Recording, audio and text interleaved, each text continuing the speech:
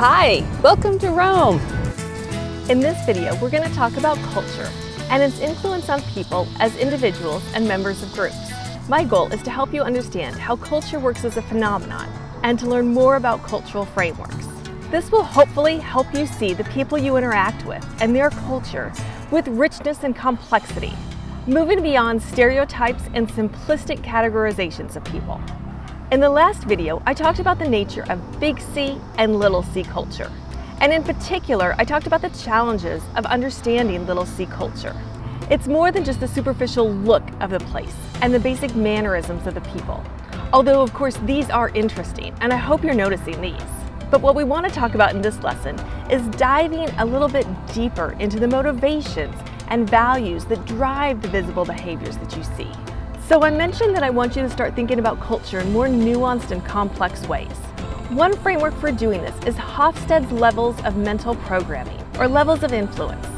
What Hofstede proposes is that we're each influenced by three levels, three major things. We have a human level, which is basically our human drives. We have a cultural level, which are the aspects of ourselves that are socialized and influenced by our culture. And then we have a personality level, the aspects of ourselves that are unique to each one of us and driven by our personality. So the first level of Hofstede's theory refers to the human experience, or the set of human influences that we have. So as part of our human experience, we all have a basic set of needs and influences that drive our behavior. A need for shelter, a need for food, a need for sociability, friendship, companionship, love. So these are things that across the human experience, all people have an innate drive for.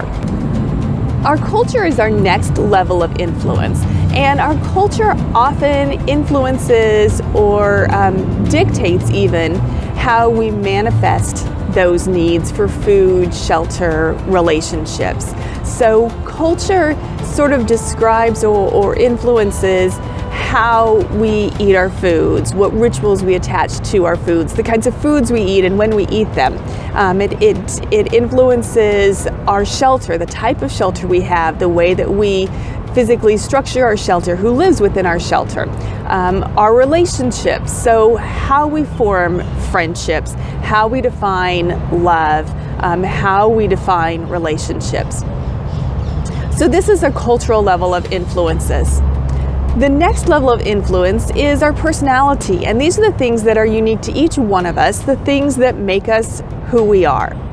So in Hofstede's proposal, we're all made up of these three levels of influences, and every one of us is complexly and richly made up of all three of these sets of influences. So one thing I'd like you to work on while you're abroad is seeing the people you meet with this kind of complexity, recognizing that every individual you meet does have a human experience in common with you, a cultural experience in common with the other people of their culture, and a unique experience that is their personality.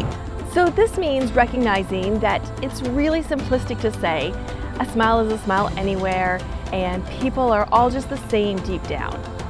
There's some truth to this, but it also ignores that we have culturally rich, culturally informed experiences, as well as our own unique personalities. It's also really simplistic to categorize everyone in a particular culture as being XYZ.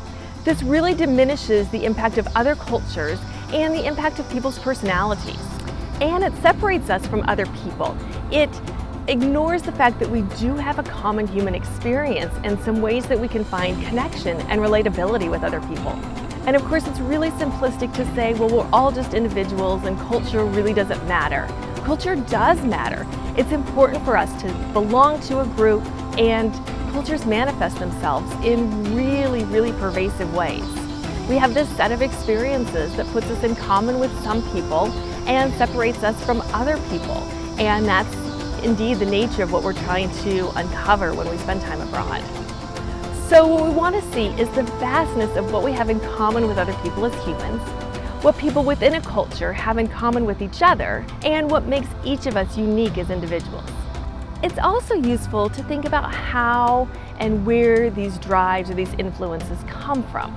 We know that the human experience, the human drives that we have are innate and biological. And we also know that a great deal of our personality is innate. We're born with a personality. So what makes culture interesting is it's the part of our experience that we're socialized into, that we're taught, that we develop as a part of living within a community. It's the part that's passed on from generation to generation. Now, we internalize it to such a degree that we think that it's normal or natural or innate, but it's not. And that's why it's interesting to spend some time thinking about it, uncovering, and seeing what you might learn from someone else by understanding their values, seeing how you can adapt to new places and how you can become more complex yourself. So culture, in many ways, is the act of a group of people defining themselves as like one another in some way and different from others, creating an in-group and an out-group, marking themselves and defining themselves in some way and reinforcing that to further intensify the connectedness of the group. So what connects us might be something lower level, little c, a set of values or beliefs, but how we mark our participation in that culture, our membership in that culture, is often through big C, visible ways. The way we dress, the language we speak, the way we interact with other people, etc. Because we're social creatures, we very much want to belong to a group. We want to belong to a culture. We want to show our similarity and our group membership. Although, of course, we also want to show our personality and our uniqueness. But the desire to be a part of a group, to be accepted and to belong is very strong. And this is essentially part of why we form cultures. So when you're crossing cultures, it's important to recognize this drive to belong, this drive to show membership in a group, and the pervasiveness of culture. To not belong to a culture means not getting your basic needs met. If you don't dress in culturally appropriate ways, you may be shunned or excluded, either directly or indirectly, making it hard to create friendships or find a romantic partner. If you don't use culturally appropriate interaction styles, you might not be able to buy your food or get housing or get a job. We can even think about people who are counterculture, how people who want to reject mainstream culture still seek each other out and form a different kind of culture. It's also important to understand that within a culture, people act and interact in ways that make sense to them, that seem logical and coherent and organized, even if those behaviors don't seem that way from the outside. I like to say that people are rational if you understand their rationale. So it's important when we cross cultures to value the thinking and the underlying values that drive the way that people act. They're not just normal, they're valuable, they're valid. So if you feel like you're not even seeing any cultural differences, here are some activities you can do. Spend time away from touristy areas. See what everyday life is like. What are the patterns?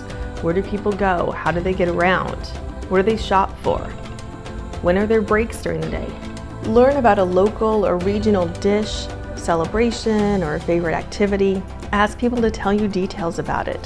Historical significance, the people they like to do this with. Ask people about their ways of marking time. In other words, rites of passage.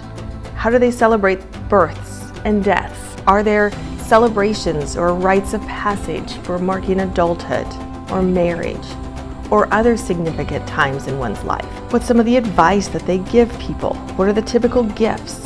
Are there typical foods associated with these celebrations? If you see differences, but you're not sure whether they're cultural or personality, here are some activities you can do. Ask lots of people the same question. Ask them to tell you about aspects of their city or region or country that make them proud. Maybe ask them more about a famous touristy site or a place that people like to go to. Have them tell their perspective of why it's important and what tourists might not know about it. Ask them things like how they'd give advice for a first job or a first date. When you ask lots of people the same question, you will begin to see some overlap and similarities, which might point to things that are cultural, and some differences that might be aspects of their personality, or it might be aspects of another subculture. And if you catch yourself being negative and judgmental towards the people, here are some activities you can do. Ask people to tell you about their favorite teacher, coach, mentor, or a favorite present, favorite memory. Seeing people talk about something with joy can bring joy in us, and it also can give us insights and nuances about the person, allowing us to connect with them. Ask people to tell you why they're proud of a loved one or themselves, a time that they overcame a hardship. Again, with this kind of storytelling, we often can relate to the emotion behind it, as well as learn a little bit about what makes someone feel proud. Even if these things are different than what you're used to in your culture, it can often be really insightful and positive because of the way the story is presented. And it can give you, again, more of a connection to other people.